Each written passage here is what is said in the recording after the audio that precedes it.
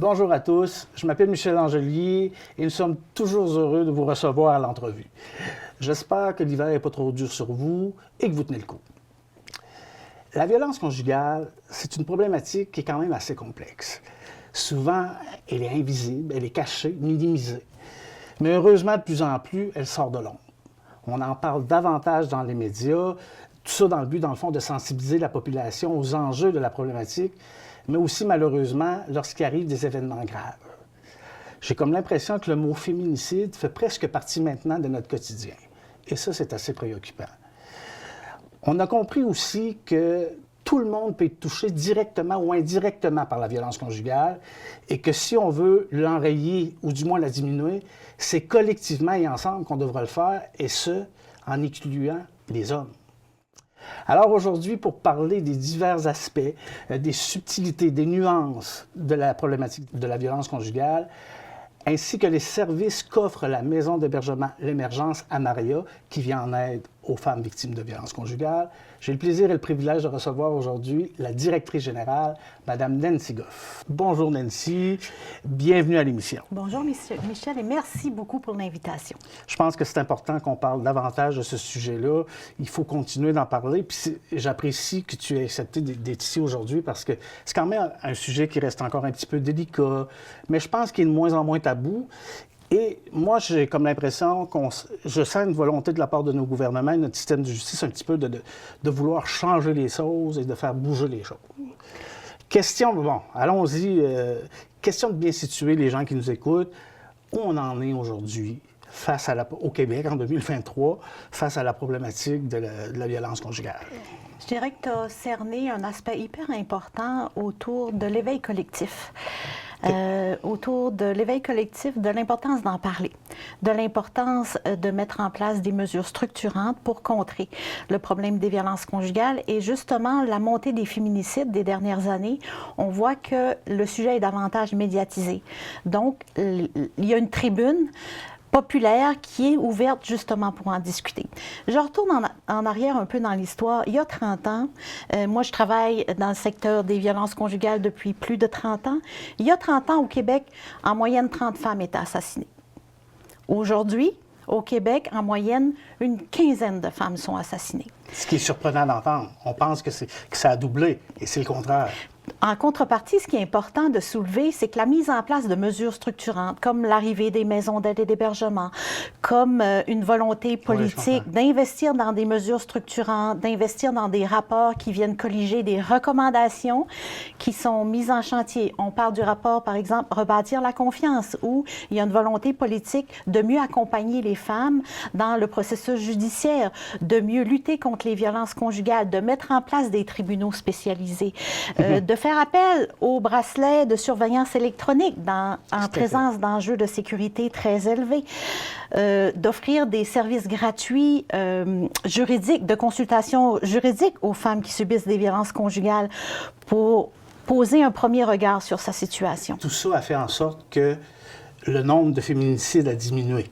Toutes ces mesures-là sont positives, dans le fond, elles ont un impact, mais du fait que c'est médiatisé, on a l'impression qu'il y en a plus. Donc, ce que je comprends, c'est qu'on avance positivement dans ce processus-là. Mais il y en a encore trop. Bien, c'est ce que j'allais dire. Une de plus, c'est une de trop. C'est traumatisant quand on voit ça. Peut-être que ma question va te paraître simpliste, mais est-ce que tu peux nous expliquer exactement c'est quoi la violence conjugale? Absolument, avec plaisir. La violence conjugale, ça s'inscrit dans une relation où il y a un rapport de domination, où l'agresseur met en place des stratégies ou a des gestes, des agirs qui maintiennent un contrôle sur sa victime. Le contrôle est une notion très importante. Ça s'inscrit dans un rapport de contrôle.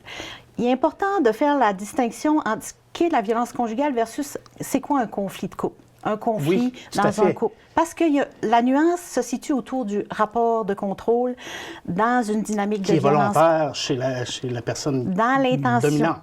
Oui, dans l'intention de contrôler et de dominer sa victime. Les chicanes de couple dans la vie de tous les jours sont nécessaires pour régler des divergences d'opinion, mais c'est jamais dans le but de contrôler ou de manipuler sa partenaire. C'est plutôt dans le but d'aller au fond de l'idée, de régler un différend. Alors qu'en violence conjugale, l'aspect de contrôle est primordial à mettre en lumière. On veut avoir le contrôle sur l'autre personne. Oui. Nos intentions sont pour ça. Et comme on le sait, la violence conjugale se manifeste sous différentes façons. Que ce soit verbale, psychologique, de la violence sexuelle. Oui, on va y venir un peu plus tard. Oui. Et il y a l'arrivée aussi de la violence coercitive. Justement, allons-y avec les autres formes de violence. Et souvent, je réalise que les gens nomment la violence conjugale lorsqu'ils la voient, lorsqu'ils voient les coups, les blessures chez la personne.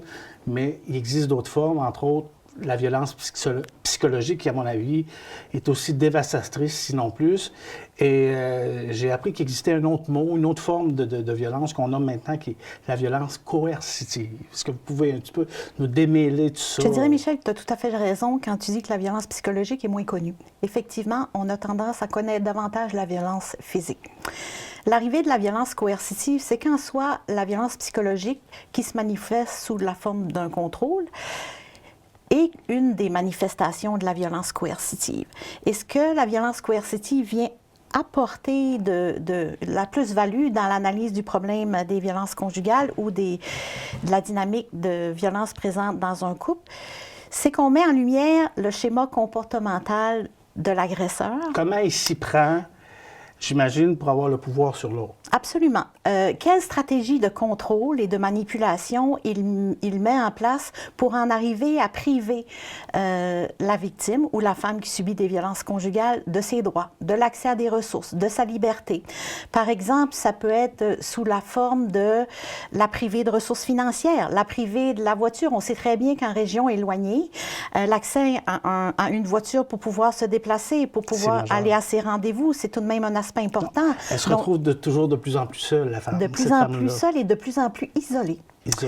Et où elle perd de plus en plus de son autonomie. Puis de son pouvoir sur elle-même, on pourrait le dire comme ça. Absolument. J'insiste sur la violence psychologique parce que elle est orieuse, celle-là. Là. Elle s'installe tranquillement. Puis à un moment donné, il se passe plein de choses. Tu dis, comment ça, j'accepte pas? Selon moi, ça s'est fait tranquillement au quotidien. Puis on l'accepte, on la tolère. Puis à un moment donné, ça n'a plus de bon sens, tout ça. C'est quoi le processus un petit peu de la violence psychologique? Comment il s'installe? Tu l'as bien dit, ça s'installe sournoisement. L'agresseur, par l'entremise de la violence psychologique, en vient à contrôler, manipuler sa victime dans toutes les sphères de sa vie. D'où l'importance de mieux la connaître, de mieux la comprendre et de mieux l'identifier. Ça peut commencer par un dénigrement, ça se rajoute plus grand. C'est toutes des façons insidieuses. Bon, c'est ça que je veux dire. Où on s'en rend sur le coup, on dit, c'est pas si grave que ça, dans le fond. On le prend, puis en dernier, puis ça devient gros. Oui, il y a le cumul des manifestations, des formes de violence aussi. C'est souvent qui se passe autour. Le début, dans la relation, il y a de la violence psychologique qui s'installe, du contrôle.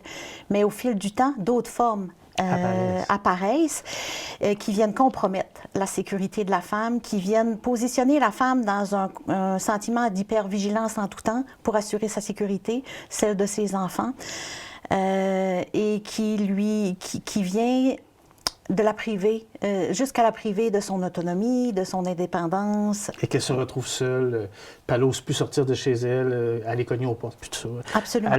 Elle a perdu beaucoup de ce qu'elle était, là. Oui. Chez vous, à la maison d'hébergement, il y a 3 volets distincts au niveau de l'aide, au niveau du support. Je pense que c'est important de bien les clarifier pour que les gens qui nous écoutent comprennent un peu mieux qu'est-ce que vous offrez, dans le fond, à la maison d'hébergement.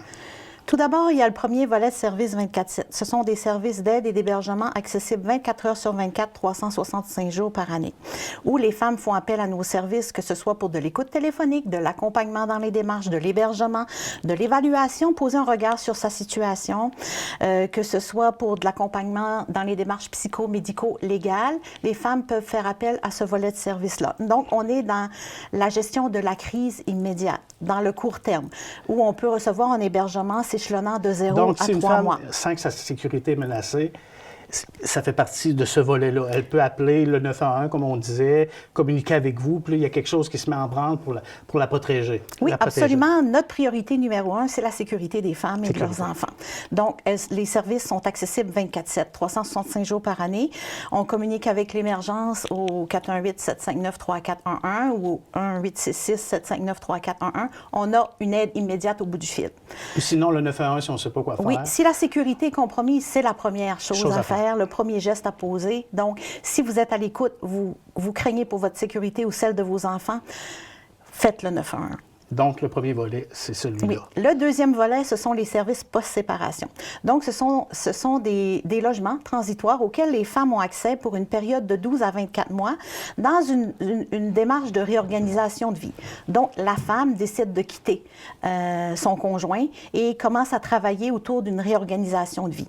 L'équipe de la maison Mary Grace, ce volet de service-là, c'est la maison Mary Grace, travaille avec la femme dans cette démarche de réorganisation de vie. Et l'objectif également de cette ressource-là, c'est la sécurité en priorité des femmes et des enfants. Donc, l'un de nos mandats est d'accompagner, d'outiller la femme pour en arriver à elle-même assurer sa propre sécurité, parce qu'on sait très bien que la violence conjugale ne se termine pas après la rupture. Au contraire, les enjeux sont plus grands. Donc, c'est pour lui permettre tranquillement de reprendre son fonctionnement à son rythme à elle, puis de s'assurer d'un succès dans le fond. Et le troisième volet, pour conclure... Le troisième volet, la dernière venue dans le continuum de service, c'est la ressourcerie Béverte. C'est la ressourcerie Béverte Atelier Boutique. Ce troisième volet-là, c'est une ressource qui a été mise en place pour venir justement travailler à l'autonomisation des femmes, à venir leur transmettre des savoirs dans leur démarche de réorganisation de vie. Donc, il y a des ateliers de transmission de savoir autour de la couture, autour des techniques de restauration de meubles, autour de toutes les modalités, réparation. À fonctionner, que ce soit la nourriture, tout ça. Là. Oui, à gérer un logement, parce que pour beaucoup d'entre elles, elles n'ont jamais eu à gérer seul un logement. Ça a été contrôlé par l'autre. Et ce volet de service-là, dans le continuum, s'inscrit aussi dans la lutte autour de la violence économique, puisque ça nous permet de donner accès à des biens de seconde main de qualité aux femmes en fin de séjour à la maison Mary Grace pour se réorganiser dans le logement. Et ces biens-là viennent de la communauté. Donc, c'est un projet qui interpelle à la fois la communauté, qui interpelle également les femmes subissant des violences conjugales, et monsieur et madame tout le monde, en fait. C'est un projet d'économie sociale et de développement durable qui est associé à la cause, à la lutte contre les violences conjugales. C'est déjà terminé, Nancy. Ça va trop vite. Mais je pense que ce qui est à retenir aujourd'hui, c'est que les femmes qui pensent vivre ça ou qui le savent qu'ils vivent ça, c'est de ne pas hésiter à communiquer avec nous. Vous allez pouvoir leur expliquer les offres de services, comment ça se passe. Il y a du suivi externe aussi. Tu n'es pas obligé d'aller à la maison d'hébergement. Tu n'es pas obligé d'être un hébergé pour bénéficier de vos services. Oui, absolument. Il y a également tout le volet des services externes. De vous appeler, ne serait-ce que pour avoir de l'info. Puis, s'ils sont en situation d'urgence, s'ils ont peur, ils craignent pour leur sécurité, c'est de communiquer avec vous. Ou s'ils cherchent un numéro de téléphone et qu'ils ne le trouvent pas, qu'ils appellent le 911 puis ils vont les diriger pour qu'on prenne tout de suite en charge leur sécurité. Absolument. L'accessibilité 911, SOS violence conjugale. Par l'entremise du site de l'émergence, on a toutes les possibilités ou les modalités pour avoir accès à nos services, que ce soit à l'interne ou à l'externe, en hébergement ou en suivi. SOS violence conjugale à retenir. Oui, absolument. Merci beaucoup d'avoir participé à l'émission. J'ai l'impression qu'on va en faire une deuxième bientôt. Merci beaucoup pour l'intérêt, puis merci encore pour l'invitation. Bien, c'est un grand plaisir. Plaisir partagé. Merci. Comme vous voyez, tout le monde, encore une fois, ça passe trop vite. Puis ça veut juste dire comment ce sujet-là est complexe, comme on disait en introduction. Il y a plusieurs aspects à considérer, puis c'est important qu'on continue d'en parler. Et il faut en parler avec nos proches, avec nos familles, avec les gens qui nous entourent. Il ne faut pas que ça reste un sujet tabou. Sur ce, merci beaucoup de nous écouter, on l'apprécie beaucoup et on remercie à nouveau notre invitée cette semaine, qui est Mme Nancy Goff, directrice de la maison d'hébergement L'Émergence à Maria. N'hésitez pas à communiquer avec eux si vous vous sentez interpellé par la discussion d'aujourd'hui. La semaine prochaine, on va rencontrer Mme Joanie Castillo, qui est nouvellement conseillère pour la municipalité Port-Daniel-Gascon, et aussi la directrice générale des nouveaux appartements qui sont offerts aux personnes de 65 ans et plus, c'est ça, 65 ans, oui, et qui sont autonomes. On va essayer d'en savoir un petit peu plus sur les avantages d'y habiter et un peu des services qui sont offerts. Sur ce, tout le monde, faites attention à vous, découragez-vous pas, le printemps s'en vient, vous allez retrouver votre entrain à la semaine prochaine. Salut!